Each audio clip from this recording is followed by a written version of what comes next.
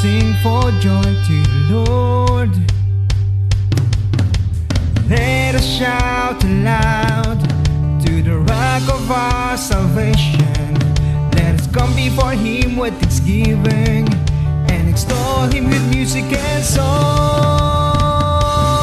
For the Lord is the great God, the great King above all gods. For the Lord is the great God, the great King above all gods. Mapagpalang araw mga pamuso. Yan, praise God po sa nagbabalik po nating prayer meeting, sa ating weekly prayer meeting.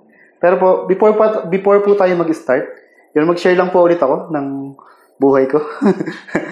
Actually, pagka nag-start po ako ng discipleship ngayon, ng mentoring ngayon, nagtatanong po ako sa mga bata. May tatlo akong tanong. Pero po, yung pangatlo kong tanong, ang tinatanong ko sa kanila, meron ba kayong, may inisip ka bang tao na sa tingin mo pwede mong gayahin na leader? Na sa tingin mo, pwede ko siyang gayahin, gusto kong maging katulad niyang leader. Kung galing siya kabuting leader, gusto kong maging gano'n din siya. Yan, may tinatanong po. Katulad nila Ban, nila Robbie, nila Jared, tinanong ko sila kung sino yung sa tingin lang ina-idolize nilang leader na gusto nilang magaya. And wala naman silang sinagot. Actually. Pero yun, ang galing na po kasi ang tingin ko po, kaya ina-ask ko sa kanila yon dahil gusto ko may makita sila kung ano ba yung gusto nilang makita. Makita nila yung katulad ni Ban. Gusto niya maging katulad ni Kit. Ma-idolize niya kung ano yung ginagawa ni Kit na mabuti. Magawa niya. Yan. Naalala ko po si Mayor Bico. Yan, talagang ina-idolize natin siya ngayon this past years dahil napakaganda ng nagagawa niya sa ating sa Pasig, hindi pala sa atin. Sa Pasig.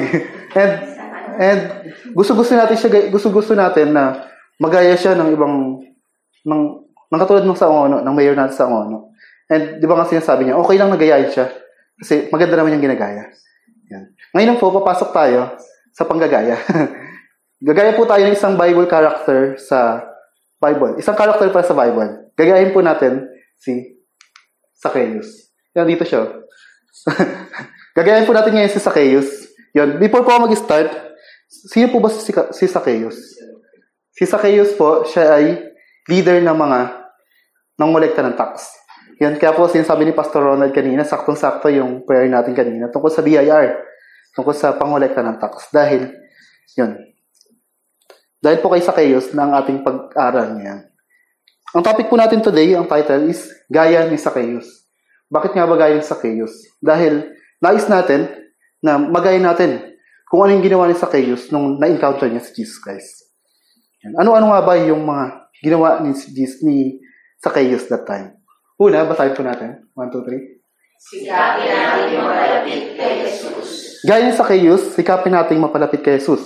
Sinabi dito sa Lucas 19, verse 3 to 4. Pakibasa po, 1, 2, 3.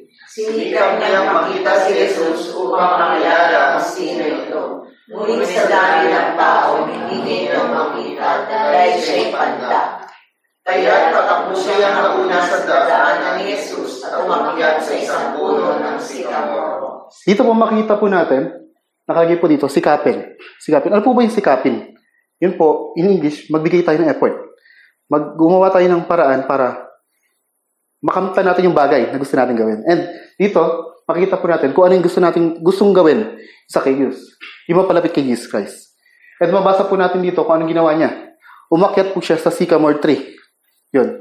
Nais ng Lord sa atin, nagayahin natin si Zacchaeus, si Zacchaeus.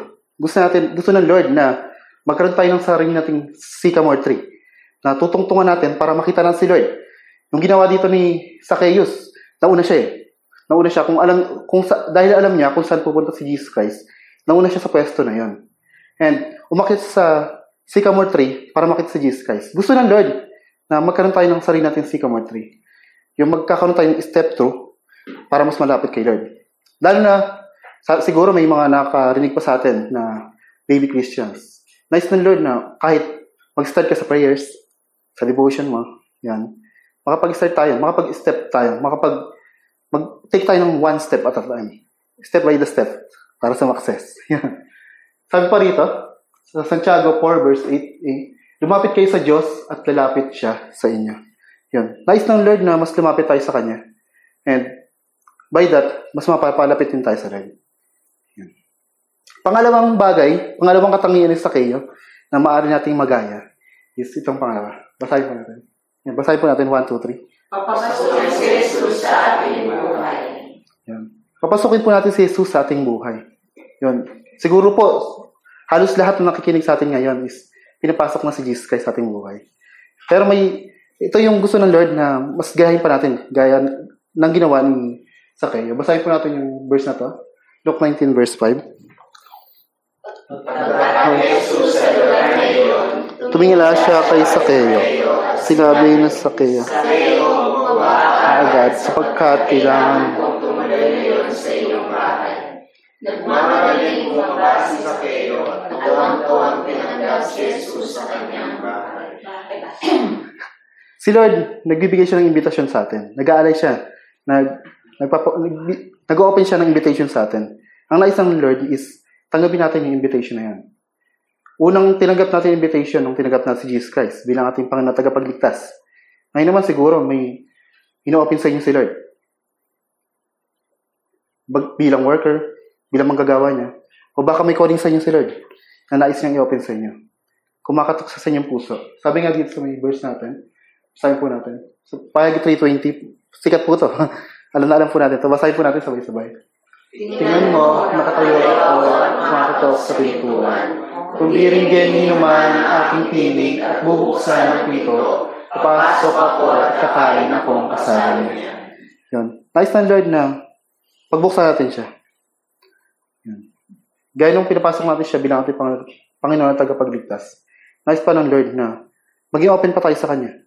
Maging open pa yung puso natin na tanggapin yung hamon niya sa atin.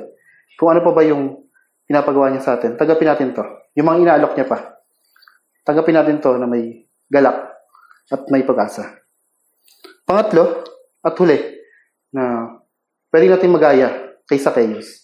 Itong patlong niyang katangian. Sinabi rito, gaya ni Zacchaeus, pagsihan ang mga kasalanang nagawa. Basahin po natin yung verse, Luke 19 verse 7.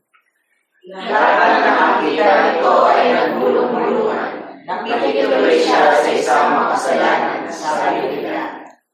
Ang galing lang po kasi kung mabasa po natin ito, makikita natin na si Zacchaeus is tunay na makasalanan. Dahil kung alam po natin, yung mga tax collector nung unang panahon, nung time nila, is talagang kurako talaga. And sa Pilipinas, marami pa rin naman yan, sa mga tax collectors. And ngayon nga po, makita natin si Zacchaeus makasalan talaga.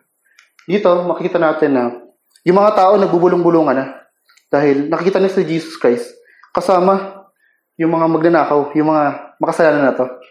And mababasa po natin kung paano nag-humble down si Zacchaeus. Kung ano ba yung ginawa niya kung paano pag-repent yung gusto niyang gawin. Babasahin ko po itong sunod na verse.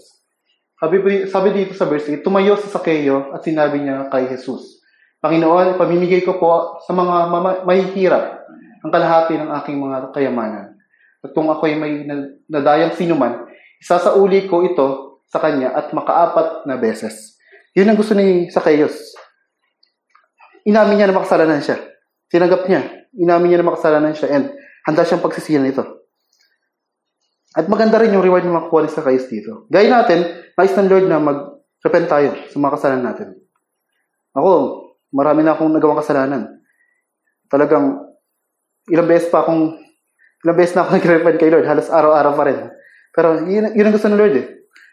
Kahit anong nagawa natin kasalanan, kahit gaano pa ito kabigat, yung grace niya pa rin yung mangingibabaw. Sabi nga rito, kapag ang isang tao ay nagnanakaw ng baka o tupa, ito'y pinatay o pinagbili. Papalitan niya ito, 5 ang papalit sa isang baka at 4 naman sa isang tupa. Dito po, mabasa natin kung bakit nga ba kailangan magbigay ni Zacchaeus. Makita natin sa konteksto ng Exodus 22. Dahil kapag sila nagnakaw, binabalik po nila to. Binabalik din nila yung mga ninakaw nila. Sabi sa Matthew 3:8, patunayan muna ninyo sa inyong mga buhay na kayo'y talagang nagsisisi. Yun. Nais ng Lord na magsisi tayo. Pagsiyan natin tunay yung mga kasalanan natin. yung mga nagawa natin kasalanan, para naman kay Lord. Nung tinanggap natin si Lord, nalinis na tayo eh. Kailangan natin tuluyang itong pagsisihan. At tanggapin natin yung paglilinis na nanggagaling kay Lord. Yun ang gusto niya sa atin. Tanggapin ito. And makita rin sa buhay natin na talagang nagsisisi tayo. Nakita sa atin na hindi na ako yung dating ako. Naalala ko lang po nung time na nag-start ako ng Core Block. First time ko maging leader. After ng pandemic days pa yun, 2021 siguro. First time ko pa maging Core Block leader. Tapos, after ko ng BS sa Core Block ko, na-BS ko yung sila Joremel, tapos sila Rick, sila pa yung Core Block ko nun. Tapos dito kami sa church. After po nun, naglakad ako. Ganun pa yung lakad ko nun. Lakad ako palabas dito sa may gate. Tapos nakasalubong ko si Tinay. Yan. Nakasalubong ko si Tinay. Tapos, nagaya ako sa kanya. Tapos, kaya din naman siya. Tapos nung kinagabihan, nag-chat si Tinay sa akin. Sabi niya, Mer, natatawa ako. Kasi, sabi ng mga klase ko, ang galing daw. May kaibigan daw akong gangster. Nakatawa lang. Pero, yun. Kasi, medyo nakita pa rin sa akin that time yung ugali ko talaga para akong gangster. Pero, praise God pa rin dahil nung pinatotoo pa rin ni Tinay na, hindi siya gangster. Actually, nanggaling pa siya. Siya pa yung nag-lead ng Bible study. Yan. Praise God po rin, kasi hindi po tayo nanatili dun sa dati nating tayo. Yan. Doon nagagaling yung grace ng Lord. And mas makikita po natin dito. Pag binasa po natin yung conclusion. Basahin po natin yung conclusion natin. 1, 2, 3. Gaya ni Sakeo, ang ngayon lumapit kay Jesus, Pinapasok siya sa ating buhay at nagsisi at kumalikot sa ating mga kasalanan. Naranasan natin ang pagpapatawa at kaligtasan sa loob ng Diyos. Basahin ko yung verse, doon sa may verse 9 to 10. Sabi dito, kasi sinabi sa kanya ni Jesus, ang kaligtasan ay dumating ngayon sa bayang ito, sapagkat anak din ni Abraham ang taong ito. Ang anak ng tao ay naparito upang hanapin at iligtas ang naligaw. Ito po yung after na nung sinabi na ni Zacchaeus na sinasabi niya pagsisiyan ko yung ginawa ko. Yan. Kahit anong nagawa natin sa buhay natin, gracious ang Lord sa atin. Tanda siya magpatawad sa atin. And makita din natin sa buhay ni Zacchaeus na kahit napakarumi. Kung titingnan kasi, nung time nila, yung mga tax collector, sila talaga yung pinakamakasalanan. Pero, dito makita din natin yung grace ng Lord, kayang magbago ng tax collector from sa sobrang dumi to lighter version. From sobrang itim, naging puti. And isa nga si Matthew, isa rin siyang tax collector. And nakasama pa siya ni Jesus Christ. Ganun katindi yung love ng Lord sa atin. Gracious siya. Ang nais niya lang is mag-repent tayo. Yan. Tara po, tayo manalangin. Panginoon, maraming salamat dahil Lord, gracious ka sa amin. Maraming salamat po, Lord, sa natutunan po namin buhay ng Zacchaeus, Lord. Kami katulad niya, Panginoon. Makasalanan, Panginoon, Lord. Pero, Lord, gumagawa rin po. Ngayon po, Lord, tinatalaga po namin, Lord, ang aming buhay, Panginoon. Lord, nilapit po ito sa iyo, Panginoon, Lord, na kami po yung mag-step through, mag-step in, Panginoon, Lord. Magharap po kami, Lord, ng sycamore tree namin, Panginoon, Lord, Gadama. Upang, Lord, mas makilala ka, Lord, mas makita ka, Panginoon, Lord, and makapag-repent, Lord, sa mga kasalanan po namin, Lord. Patawarin niyo po kami, Lord, sa mga pagkukulang pa po namin. Lord, lead us, Lord, to become lighter, Lord, like as snow, Panginoon, Lord. Gabay niyo po ang bawat isa sa pagkapatuloy, Lord, ng gawain ito. In Jesus' name we pray. Amen. Come, let us sing for joy to the Lord.